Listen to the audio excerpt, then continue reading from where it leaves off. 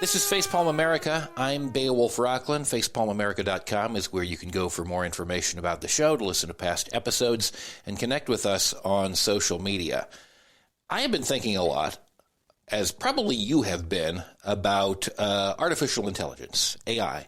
We've been hearing about it constantly in the news, and you have probably, created images or pictures or texts or scripts or essays or what have you, using things like ChatGPT and other AI generators. If someone with as little technical expertise as myself is doing it, then probably just about everybody with a computer and an internet connection is doing it. So I think we should get a little bit more information about what we're actually talking about here and what the implications for the technology are. And I'm very pleased to say that we have an expert on it. Susan Gonzales is the founder of and CEO of AI&U, a group that encourages AI literacy.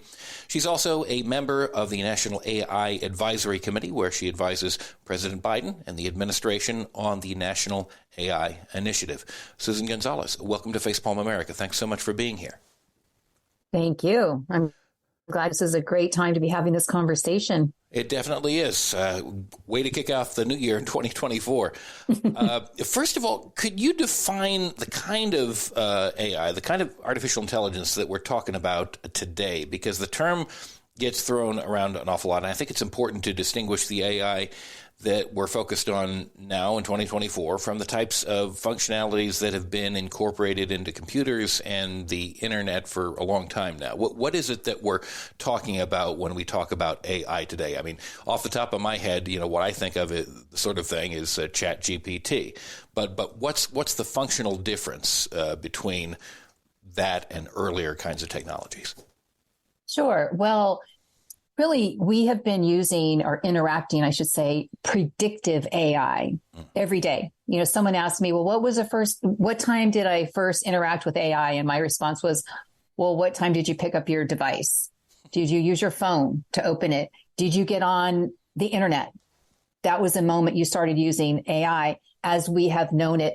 Predictive AI really is based on making predictions. So there's a reason, for example, your favorite streaming site is suggesting horror movies because you watch a lot of horror movies. It's predicting based on your behavior that you're going to like another horror movie. So we've been using this for years. Most people think, or a lot of people think, that generative AI, as you mentioned, that was the birth of artificial intelligence. And really nothing could be further than the truth. I mean, we have been using it for years. I first learned about AI when I was at Facebook like 8 years ago. This new technology was allowing the blind community to access the platform. And I thought that was really cool. And I thought there was a lot more to be offered specifically to marginalized communities. So when you talk about today, the AI that we're usually talking about is generative AI, which you mentioned, or Gen AI. Right. This is really, it's really simple. It sounds complicated. It's a large language model. Really what that means is that now the computer can take a prompt from us, whether it's text or image or a video, and can create a response for us. So it's not, but to be clear, this is not an internet search engine. So this is not a cut and paste where you go in, you cut and paste an article. Generative AI is a creator, and it's very different from predictive AI, but it's also very different from an internet search where we can finds all kinds of articles and we have to research.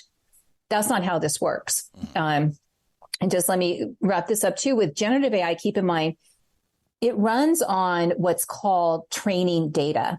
Essentially what that means is there's a virtual library. So if you go into ChatGPT or Bard or any of the other generative AI tools that are out there and you type in, write me a 500-word essay on the American Revolution, it will take that information and it will go out and access the training data. So that could be Wikipedia or library resources or whatever resources that company used to make accessible to reply to your response. So that's one thing that makes it very, very different from an internet search. But most importantly, people need to understand that, these are incredible tools and the responses can be incredibly fascinating. Right. And they can be wrong. Right. And when they're wrong, that's called a hallucination.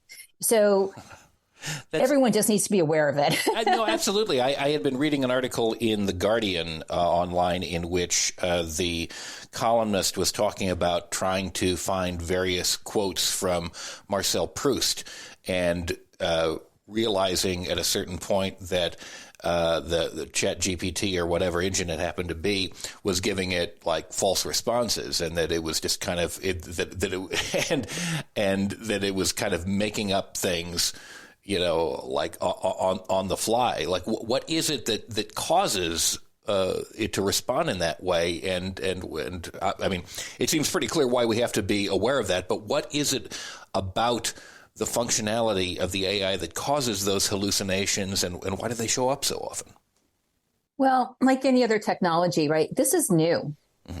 And we are learning from it. So, for example, one thing that we've learned thus far is how biased the responses can be. Mm-hmm. So what happens is that of the training data that I mentioned, if this data reflects old biased information, or it's information, for example, only reflecting one population, mm-hmm. the answer you get is going to reflect that data. Sure. So while it sounds like, and it's an incredible tool, undoubtedly, but there are some risks. And I think one thing in particular, especially with your listeners, is when it comes to deep fakes. Yes. And the election, right? Mm-hmm. So deep fakes weren't around last election because the technology wasn't there.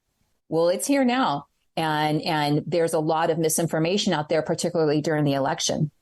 Yeah, and that's something that I want to get into, but I guess it kind of comes down to a long-standing computer principle, which is garbage in, garbage out. I mean, if you're using bad information, especially to train a program, you're going to get bad information out. So, if a person is lying about something, then the system that person builds or is connected to may well be lying as well, and that's important to keep in mind.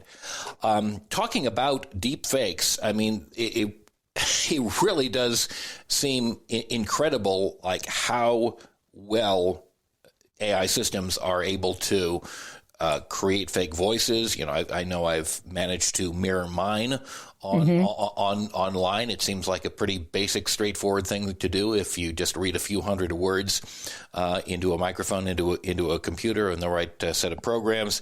And it really does pose a set of challenges because people are just instinctively believe like images that appear to be real online. And if those are created not just by, in a few cases, very talented individuals, we've always had, fakes, but if they're able to be created en masse by AI, then we have a very dangerous situation. Is there something that we can do technologically to limit the spread of that?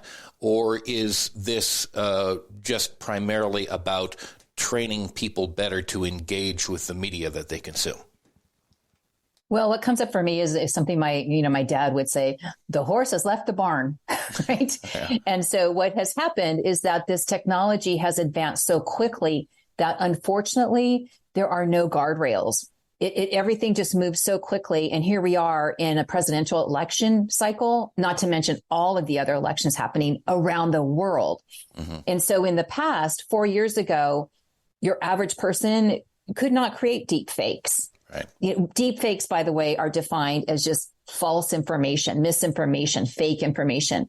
But because the technology is so advanced, you and I could do that. In fact, I hired my 17-year-old family member. Mm-hmm. I wanted to understand more about deep fakes. And I said, here, will you create one and tell me about it? Yeah. Well, it took him and he was at home for the summer. He hadn't even started college. It took him about 8 hours to create a deep fake. And I said, do one really extreme, like Trump supporting the right to choose and Biden supporting the NRA. Right.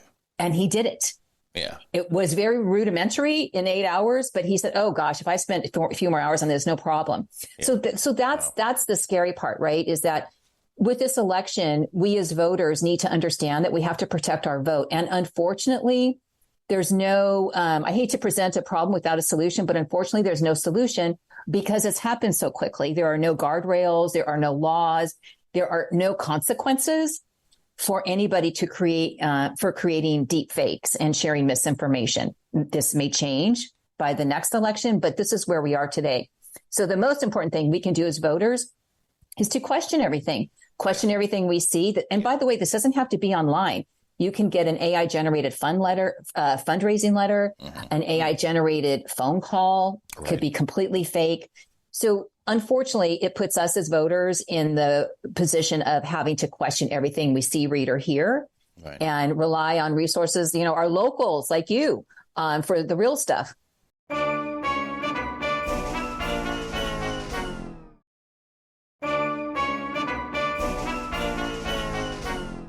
So you are advising the president and the administration on this sort of thing.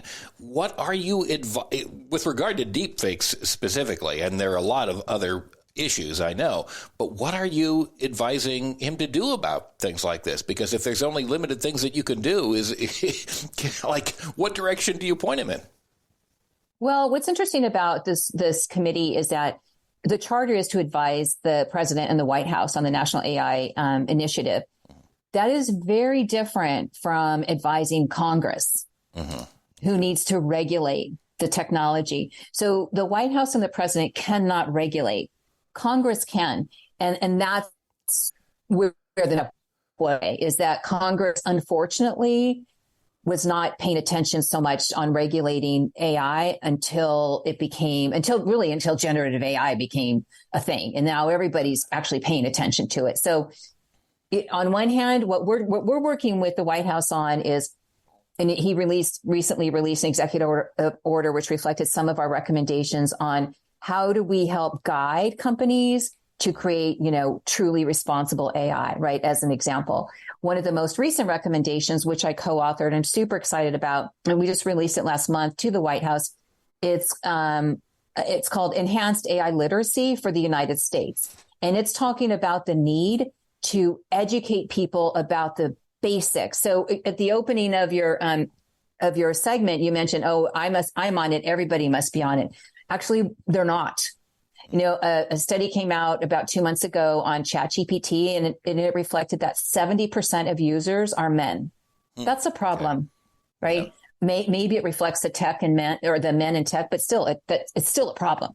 Not to mention marginalized communities, right? So if you go back to the election, the last couple of elections were basically decided by women and people of color. Yeah. So one would have to conclude that women and people of color are very vulnerable for being targeted online for misinformation to sway votes. Those are the kinds of conversations that need to be had so people are aware of why this matters. So, look, I'm an independent and I'm a woman of color. I'm probably going to get tagged as someone that could be swayed with misinformation online. Yeah. That's how it's going to work. The first part of your response there is particularly frightening to me because you say that Congress is responsible for regulating it, which I know is true. And I also remember the last time I saw, a tech CEO, I think it was Mark Zuckerberg, get up in front of Congress and watch some of the fundamental misunderstandings that members of Congress have about technology. And it just blows my mind how little they know about it. And how they can be in a position to regulate is the frightening thing to me. I mean, you are there to guide the president. Are there similar organizations that are in place for Congress? How do they approach it? I mean, the main thing that seems to have come out of Congress, controlled by the Republican Party at this point, seems to be like, how do we deal with fake shadow bans that are certainly put upon us by leftist organizations like Google, which is just on a different planet as far as I'm concerned about reality. I struggle to understand yes, we need to educate people, but we also need to educate regulators. And what's the best way of going about that? Absolutely. And actually, I have been making my way through Capitol Hill to do